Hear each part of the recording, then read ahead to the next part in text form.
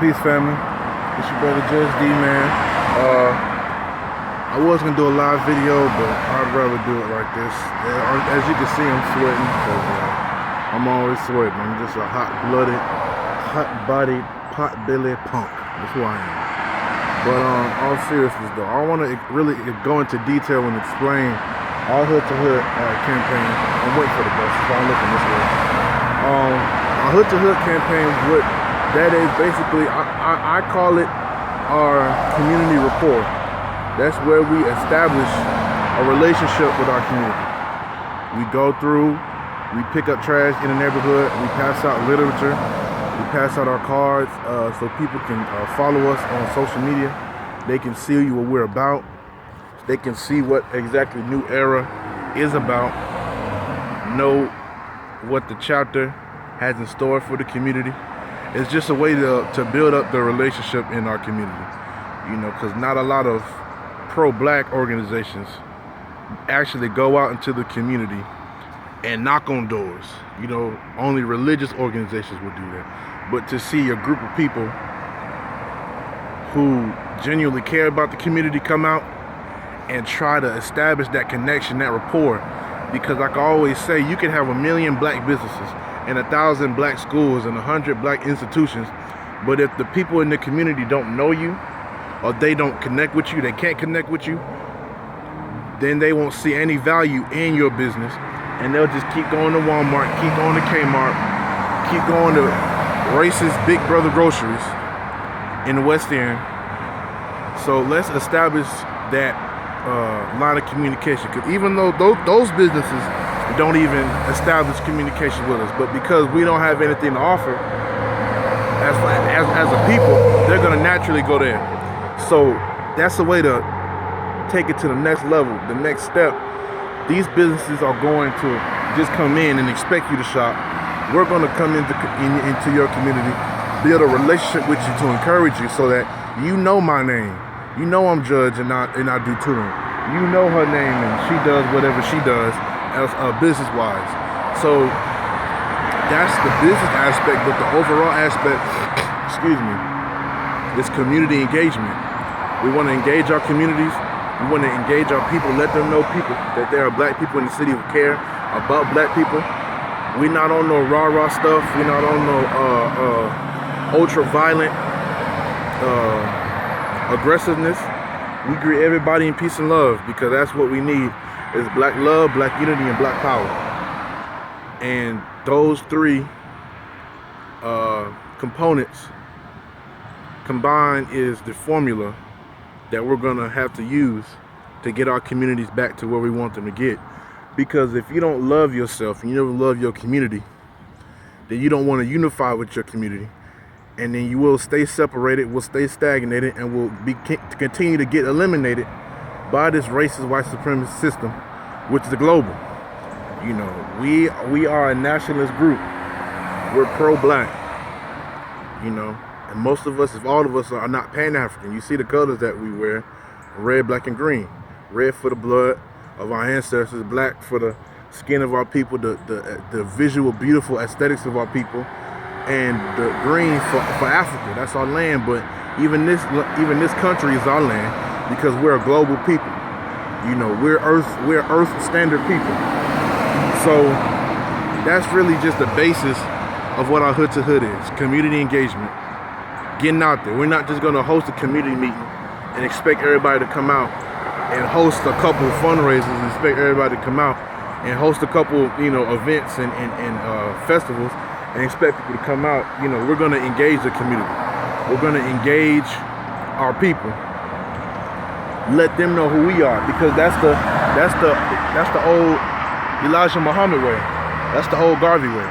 You know, Garvey got out on 125th. And he stood out there on the soapboxes in front of churches, in front of you know, parks and businesses, and he spoke his word. He spoke his truth about self-determination, self-preservation, not necessarily black power in the way we know it now, but black power in black economics, black finance, you know, a black distribution network with the Black Star Line. He actually got down to the level of the people to spread his message.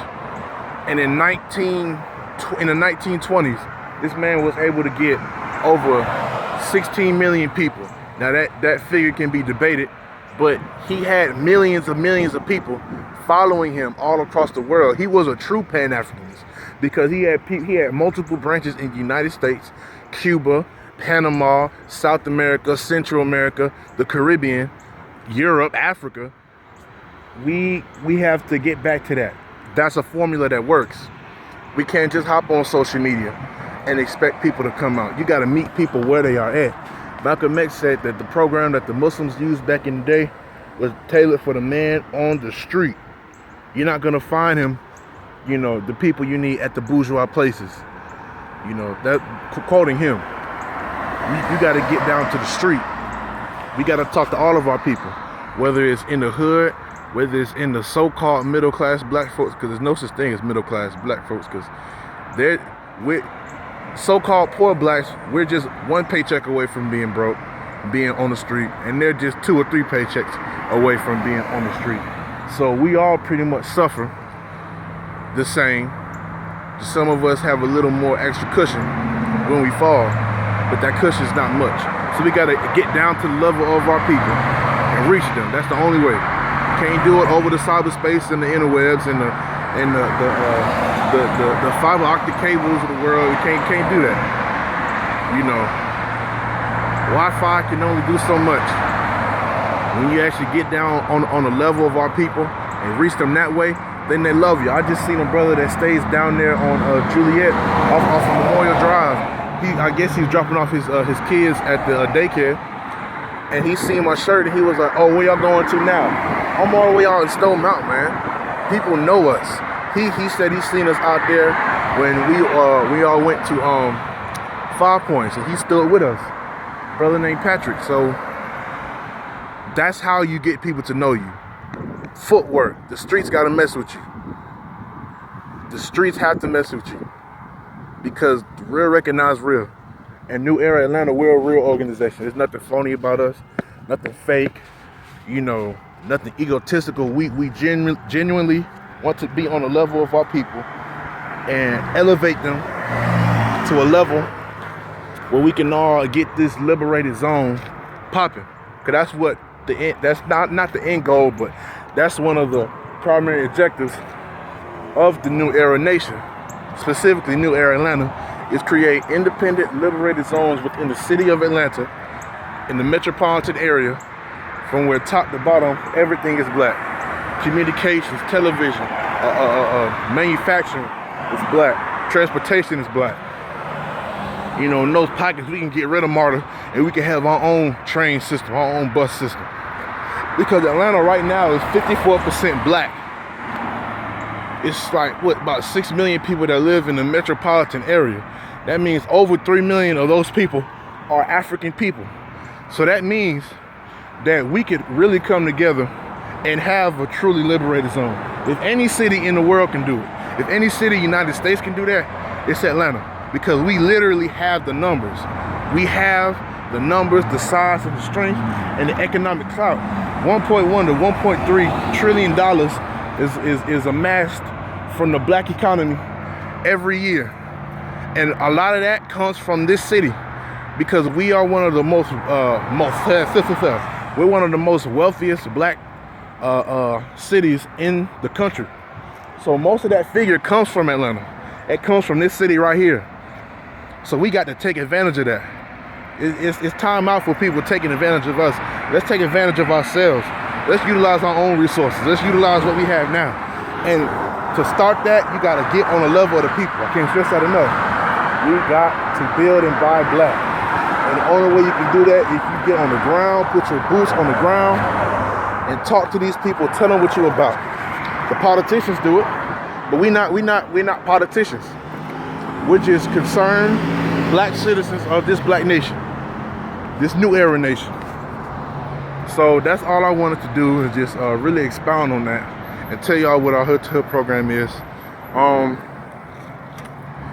Our Meet the Street program is very, very similar, except instead of galvanizing through walking around, we set up maybe like a road like Memorial Drive, and we will block the roads or get up on the street corner, and we really get to doing what Garvey did. We really get to doing what the Muslims did.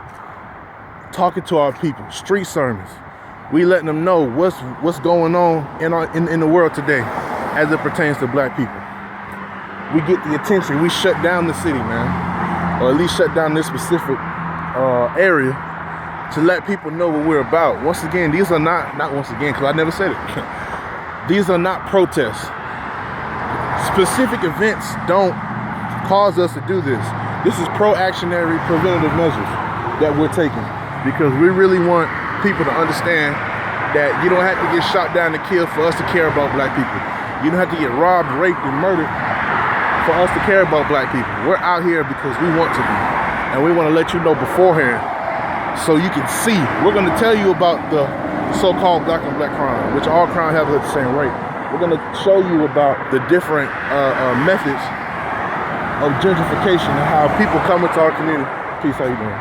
How the different people come into our communities and take our money, rob us, rape us blind, and then will still expect us to spend money with them. There's a store that we had to go on Thursday, where they completely just went in there. Not they, but a young boy went in there to go get something with his aunt and uncle. They held a gun to this little kid, and it turns out he didn't even steal. So those are the kind of things that we talk about, family. But I'm about to go. Peace, black power, all power to the people.